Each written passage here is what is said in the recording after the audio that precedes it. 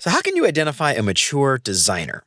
Well, there's lots of things, obviously, but one big way to tell is how they treat people around them, especially people that they think of as better or worse off than them.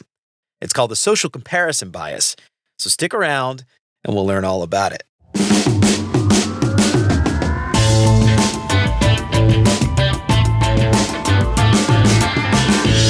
What's up, UX fam? Welcome to another edition of the Cognition Catalog. Every week, we'll dig into a new cognitive bias and explore how that bias can impact how our team works together and what we can do to ensure we don't get caught up in the pitfalls. Because working with people is hard, and the more insights we have into the human condition makes it just a little bit easier. To learn more about the social comparison bias, you can find more resources at cognitioncatalog.com. Sign up for the newsletter to get a new bias in your inbox every week. Make sure to subscribe wherever you listen to podcasts so you never have to worry about falling for the social comparison bias again. And if you think you're getting something out of the show, I would really appreciate you leaving a 5-star review. That would help me out so much. And if you want to pick up some big, beautiful art prints of some select biases, make sure to check out beyonduxdesign.com/shop. Get free shipping on all orders over $30 and use the promo code LISTENER to get 10% off your entire order. So a minute ago, I asked a question: how do you identify a mature designer? Now, notice I said mature, not experienced. There's a huge difference there, obviously, because what I'm talking about happens to even the most experienced designers. It doesn't matter how many years of experience you have, you could still be an incredibly immature designer. Now, I don't know if this will come as a surprise to you, but the designer that I am today is not the designer that I was nearly 20 years ago when I started out working as a graphic designer. Now, growing up, I had never really thought of myself as competitive. I never played team sports. There were no big sibling rivalries in my house. In high school, I didn't really care about my friends' GPAs or ACT scores. I was a terrible student. But for some reason, when I started working, a lot of that changed. You see, I am completely self-taught. I didn't go to school for design. I've never done a boot camp. Believe it or not, I had never even taken a design class when I got my first job as a graphic designer. And unfortunately, that gave me a big sense of self-importance. I thought things like, well, obviously I'm a better designer than these knuckleheads who have degrees. I work at the same place as them. Somehow, I thought I'm better than these people are. I guess you could say that it said a lot about me and whatever skills that I had back then, but it also meant that there was a lot that I didn't know. And as much self-confidence that I had on one hand, on the other hand, I knew I didn't know a whole lot, and that made me incredibly defensive when I first started out. I was hyper aware of how I might be compared to my colleagues who did have design degrees, and I was always paying very close attention to the things that they said, the things that they did, the awards that they won, the praise that they received, the titles that they had, and all those things. Now, instead of learning from my friends at work, I made a lot of excuses. I made them out to be some kind of aloof academics using big fancy words. I demonized their education, tried to make myself feel like I was somehow better for learning these things all on my own. And it was incredibly stupid. It was incredibly unhealthy. It took me a long time to realize that instead of focusing on the people around me, what I should be doing was focusing on myself. And instead of worrying about my peers and what they knew, I could have been focusing on reading more books or taking more classes or hell, just talking to them and learning from them. What I fell for early in my career was the social comparison bias. So let's talk about it. What is the social comparison bias? Well, we tend to determine our own social and personal worth based on how we stack up against other people around us. And this bias shapes our self-perception and the perception of others, and it can lead to feelings of false inadequacy or the opposite, false superiority. Now, the concept of social comparison was first introduced by a psychologist named Leon Festinger in the 1950s, and he came up with what we call the social comparison theory. Now, Festinger's work suggested that we have an inherent drive as humans to evaluate ourselves, and in an absence of objective measures, we often turn to the other people around us for comparison. Now, this drive can lead to two types of comparison, either upward or downward comparisons. Now, upward comparisons occur when we compare ourselves to someone that we perceive as better, which can either motivate us to improve or make us feel inadequate. Then there's downward comparisons. These happen when we compare ourselves to someone that we perceive as worse off or less than us. And this can boost our self-esteem, but it may also foster a sense of complacency if we feel we're far enough ahead we don't need to improve.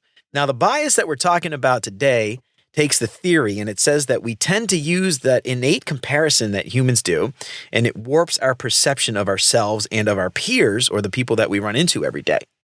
So the social comparison bias can have a huge influence on team dynamics and individual performance when it comes to work.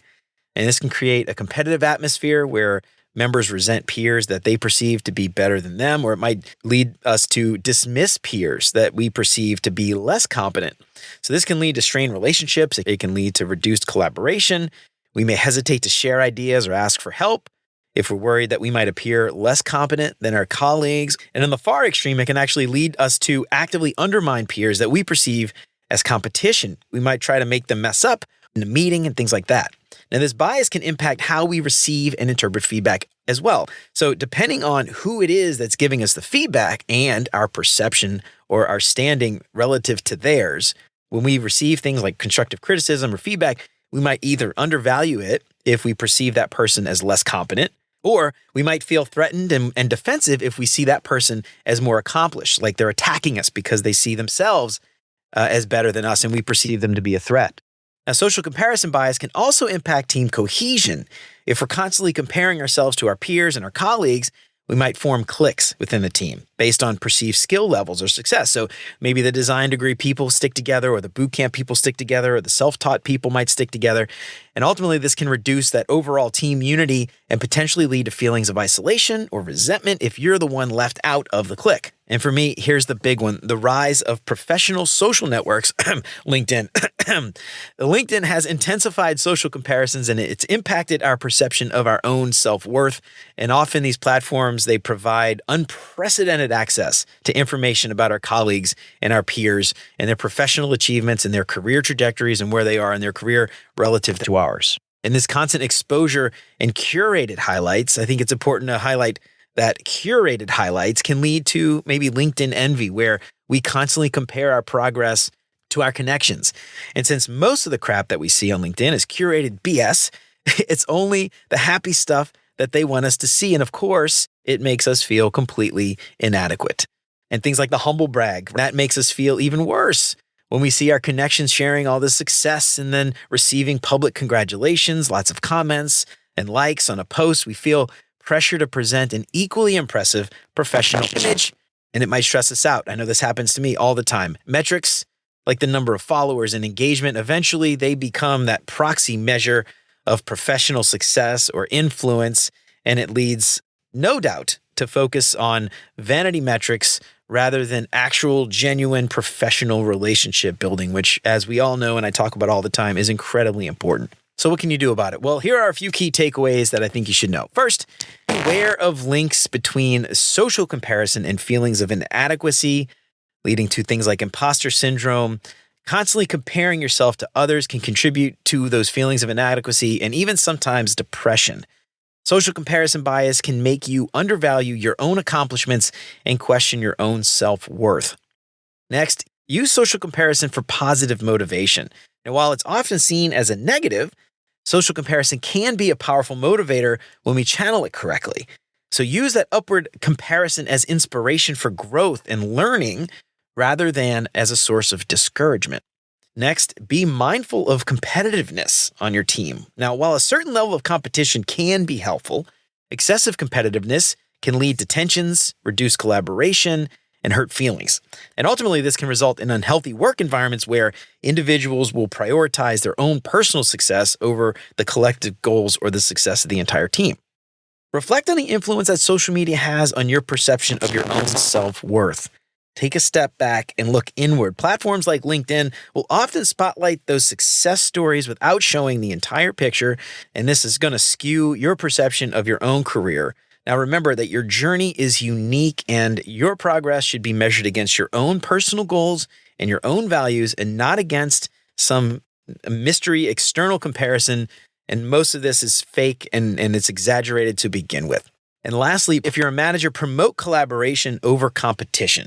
If you can, try to encourage a culture that values those collective goals and shared successes over personal achievement. Highlight how diverse skills and strengths can actually come together for better outcomes that benefit the entire team. All right, y'all, that's it for the Cognition Catalog for today. I hope I helped to shed a little bit of light on what the social comparison bias is and how we can avoid some of these pitfalls at home and at work. But I'm curious, have you run into any of these issues related to social comparison bias before? How'd you get through it? I'd love to hear about it. Let me know what you think on LinkedIn or shoot an email at hello@beyonduxdesign.com. I'd love to hear from you. To learn more about the social comparison bias, you can find more resources at cognitioncatalog.com. Sign up for the newsletter to get a new bias in your inbox every week. And make sure to subscribe wherever you listen to podcasts so you never have to worry about falling for the social comparison bias again. And if you think you're getting something out of the show, I would really appreciate you leaving a 5-star review. That would help me out so much. And if you want to pick up some big, beautiful art prints of some select biases, make sure to check out beyonduxdesign.com/shop. Get free shipping on all orders over $30 and use the promo code LISTENER to get 10% off your entire order. To learn more about the social comparison bias, you can find more resources at cognitioncatalog.com. And click the little bell down there so you get notified when a new episode drops so you never have to worry about falling for the social comparison bias again. And if you want to pick up some big, beautiful art prints of some select biases, make sure to check out beyonduxdesign.com/shop. Get free shipping on all orders over $30 and use the promo code YouTube to get 10% off your entire order. And if you have a favorite bias that you want to see in print, let me know. I'd be happy to take requests. Until next time, remember, you're more than a designer because there's more to UX and design. I'll see you around. Take care, y'all.